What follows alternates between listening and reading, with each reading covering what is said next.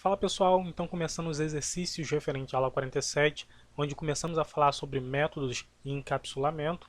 Então nós vamos fazer esse primeiro exercício que propõe que a gente analise todo esse trecho de código e abaixo a gente escolha a opção adequada. A gente vê que tem inúmeras opções aqui, então eu não vou nem lê-las. Se vocês quiserem pausar o vídeo, darem uma lida, tudo bem.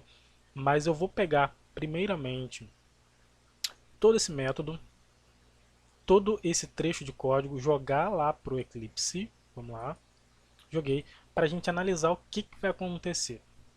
Então, primeira coisa que a gente tem que analisar, a gente já sabe que esse aqui é o método principal, ou seja, o método principal ele só está chamando aqui o nosso método, tudo bem, beleza. Aqui a gente tem o método estático, que é o método X, e ele está no escopo da classe, né? Ele está dentro da nossa classe. Então aqui, só para a gente fazer uma separação aqui. Aqui é o método principal e aqui realmente é o método que a gente vai analisar. Então, a gente tem o método uma passagem de parâmetro final, né? A gente está passando aqui uma variável L, que é do tipo inteiro. Esse método é estático. É por isso que a gente está chamando o método dessa forma aqui, né? Sem criar um objeto ou criar uma instância de um objeto. A gente pode fazer isso, tudo bem. Agora a questão é o seguinte, vamos analisar o erro. Então aqui a gente tem um for, i é igual a zero, enquanto i for menor que 100, i mais, ou seja, ele vai fazer o loop 100 vezes. Nesse for, dentro desse for tem um switch. E a princípio o switch vai valer zero. Até porque a leitura do for é dessa forma aqui. Então, o i valendo zero, o que vai acontecer? A gente vai ter que analisar quem é L, né? L, na verdade, é o int L, e o valor padrão para uma variável inteira, se a gente não inicializar com nenhum número, é zero. Logo, esse L também vale de zero. Ele vai entrar aqui, vai imprimir L, mas ele vai dar um erro aqui. Mas por que ele está dando um erro aqui? Porque quando a gente cria um método e a gente estipula, né, explicitamente que ele precisa ter um retorno inteiro, a gente é obrigado a dar um retorno para esse método. A gente não pode botar simplesmente o return, a gente tem que botar return alguma coisa, para return 10. A gente tem que retornar alguma coisa, a gente não pode deixar dessa forma. Mas aí a gente corrigindo esse erro dá um outro problema aqui, né? E o problema é o seguinte, a gente aprendeu lá na aula de switch que a gente poderia, por exemplo, botar uma variável final a que vai receber o valor zero, por exemplo. A gente poderia fazer isso sem problema. Aqui faltou o int, né? E a gente atribuir a essa variável a um caso. Então, caso zero. Aqui ele vai dar um erro porque o a vale zero e aqui também tem zero, então vou botar aqui como 1. Agora sim ele aceitou. Nesse caso a gente pode, mas o que a gente não pode fazer é não atribuir um valor para a variável inteira e final, né? No caso aqui o L ele não foi inicializado, ele está com o valor default. Quando a gente deixa a variável com o valor default e a gente atribui a um case, ele não aceita. Então esse também é um erro. Logo esse código, identificando esse erro aqui, que a gente não retornou nada para um método que precisa ter um retorno, esses dois erros a gente analisa a resposta e a opção correta não compila. A gente vai analisar a questão. Opção correta, a gente vai agora para o segundo exercício. Aqui no exercício de número 2, a gente está aqui no exercício de número 2, a gente tem todo esse trecho de código e a gente tem que analisar esse camarada, esse código todo e ver o que vai acontecer. Se vai dar erro, se não vai dar, se vai imprimir alguma coisa. Aqui a gente tem várias opções também. E realmente essa opção é um pouco complicada, né? Porque existem várias possibilidades de resposta, né? Então é um pouco complexa. Mas só parece que é uma questão muito simples. Eu joguei lá para a ideia Eclipse.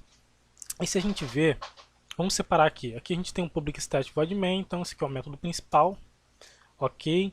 Logo abaixo a gente tem aqui uma variável, um método estático, que é o método x, e a gente precisa dar um retorno para esse método. Necessariamente, a gente é obrigado a fazer isso. Por parâmetro, a gente passou a variável L, do tipo inteiro, e final. E aqui está acontecendo a mesma coisa do exercício anterior. A gente tem um for, que vai de 0 a 100, ok? Dentro do for a gente tem um switch. Switch a princípio vai valer 0, né? E vale 0, então o switch vai valer 0. E caso L, quem é L? L seria 0, mas seria por quê? Porque se L tivesse dessa forma aqui, recebendo o valor 0 explicitamente, sendo inicializada, funcionaria. Vai dar o mesmo erro porque aqui também está com a condição 0, com caso 0, né? Vou botar aqui para 1. Então resolveria o problema. O que não acontece no código original. O L está sendo passado como parâmetro e ele não foi inicializado, ou seja, vai ficar com o valor default, que é 0, porém não foi inicializada explicitamente. Ele realmente está pegando aquele valor padrão dele. Então, nesse caso, quando a gente não faz da forma explícita, assim, né, dessa forma, o Java ele não aceita. Né? Ele fala, opa, você não pode fazer isso, você tem que inicializar uma variável inteira, botar ela como final também, é obrigado, a gente tem que botar ela como final, se deixar ela, tirar ela do final, ela dá um erro aqui, ó. Então, opa, já tá dando um erro porque tá sem ponto ali. Mas tá vendo, ela não aceita, né? Então ela tem que ser final e ela tem que estar inicializada de forma explícita. Então, a opção correta é que não compila. Vamos analisar. A opção correta, a gente vai agora para o exercício de número 3. Estamos aqui no exercício de número 3. O exercício de número 3 também dá todo esse trecho de código aqui. Vou botar na tela para a gente ver. Ok. Então a gente precisa analisar esse camarada com bastante calma. Não é difícil. E a gente vai ter que ver qual que vai ser a saída. A gente tem essas opções aqui embaixo. Ok? Então eu vou pegar todo esse trecho de código, vou jogar lá para o Eclipse. Tá aqui, ok. E de cara a gente vê que está dando um erro aqui no retorno desse método A e no retorno do método B. Tá, o porquê que isso acontece? Vamos analisar aqui. É bem fácil. Aqui a gente tem um método principal, ok? Vou separar aqui o método principal, tá lá bonitinho. Aqui a gente tem um método estático, o método A, que vai ter que retornar um valor inteiro. Preste atenção nisso, ele precisa necessariamente retornar um valor inteiro. Aqui a gente passou um parâmetro L, do tipo inteiro também, ok? Aqui a gente tem um outro método, que também é estático, precisa retornar o valor inteiro. A gente passou como um parâmetro L, né, do tipo inteiro, ok? Agora, por que está dando erro aqui? Porque a gente tem que... Primeiro vamos analisar quem é C, quem é esse método aqui. Ele está retornando um método, o valor de um método. Quem é esse método? Esse método é esse método C aqui. Só que ele é do tipo long. E ele está retornando um long. A gente não consegue pegar um long, que é um cara grandão, e botar dentro de um int, como retorno de um int. Isso é incompatível, né? A gente não pode, por exemplo, pegar aqui, botar aqui long L2 vai receber 10 e aqui embaixo eu vou botar um int i2 que vai receber o valor de L2. Eu não consigo fazer isso, né? Os tipos são incompatíveis, eu não consigo pegar um int que é um cara pequenininho e botar um long que é um cara grandão dentro dele. Então é isso que está acontecendo, né? O erro aqui, se você reparar, é esse. Deixa eu ver aqui se ele dá alguma dica. Tá vendo? Ele não consegue converter, cannot convert from long to int. Ou seja, eu não consigo converter um tipo long para um tipo inteiro. Eu não consigo fazer isso. Daria certo se a gente mudasse aqui, botasse como int.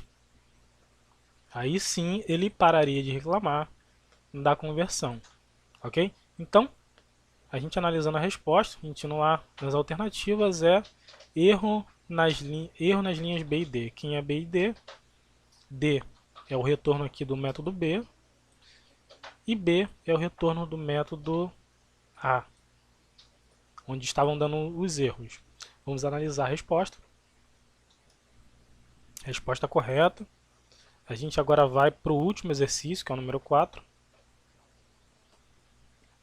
Bom, então estamos aqui no exercício de número 4, o último exercício.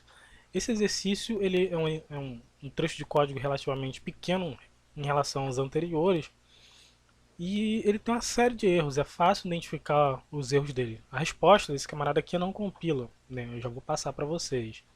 Mas eu vou explicar para vocês o porquê que ele não compila. Existe uma série de erros dentro desse código.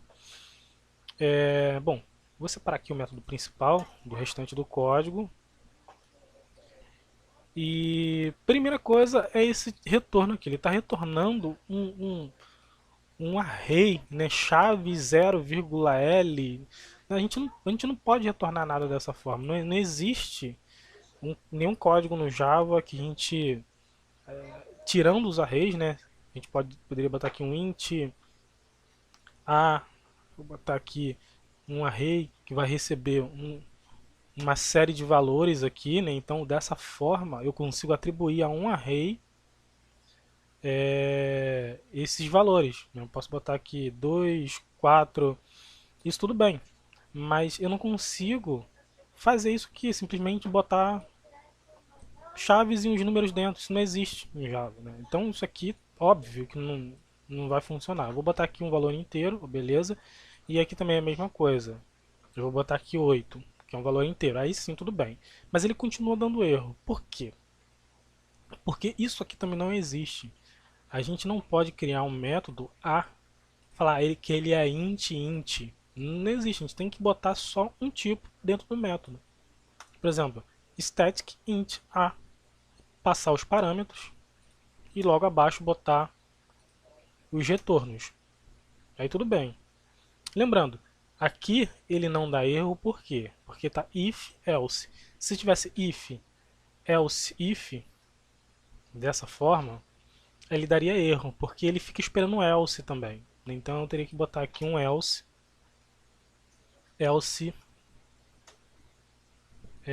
return 0, por exemplo. Aqui eu teria que criar várias, né, acertar o código, né, botar, por exemplo, aqui, fazer aqui só para a gente aproveitar, né, esse código para